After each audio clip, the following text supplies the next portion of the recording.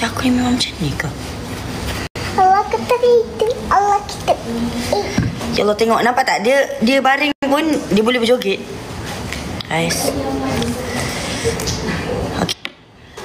Ni. Begitu. Tolong jual cepat, Tara. Jual lipstick mamimu. Cepatlah. 1, 2, okey. Adik cakap Tita buat gaya. Okey? Boleh? Okey, boleh. Okey. Adik cakap Tita buat gaya. Alright. Okey, sudah.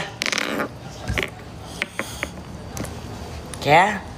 1, 2, 3. Hai guys, sekarang ini nama saya Didi. Buktikan nama saya Tempoyot. Mana boleh, kau lah yang tempoyot. Scammer. Aduh, okey lagi sekali. Dah order untuk Ara. Terima kasih Rambo. Ada pula Cepat. scam aku cakap aku pula tempoyot. Okay, 1, 2, go.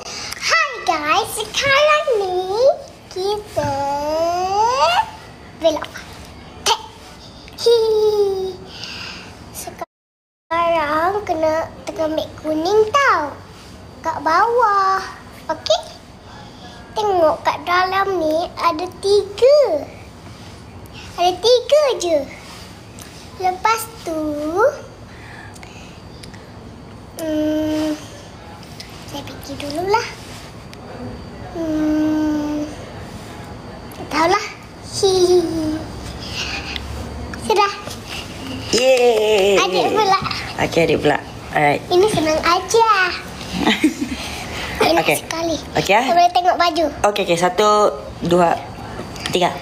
Hai guys. Assalamualaikum. Nama saya Ara Tempoyot. Jadi hari ni Ara Tempoyot mau jual lip matte Belova. Okey.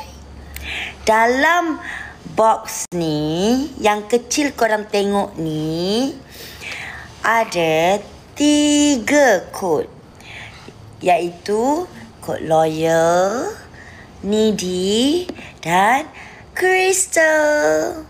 Ni kristal kan? Ni. Inilah Crystal. Dia lagi sekali. Lagi sekali bah. Okay.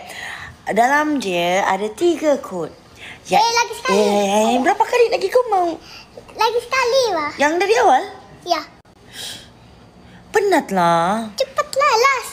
Okay. Hi everyone. Assalamualaikum. My name is Ara Tempoyot. Jadi hari ni Ara Tempoyot nak jual lip matte Belova. Okay. Dalam satu box ni ada 3 kod. 1 Loyal, yang ini Needy, yang last kali ni Crystal. Jangan lupa tekan beg kuning sekarang. Okay? Thank you support mami saya dan saya Tempoyot. Thank you.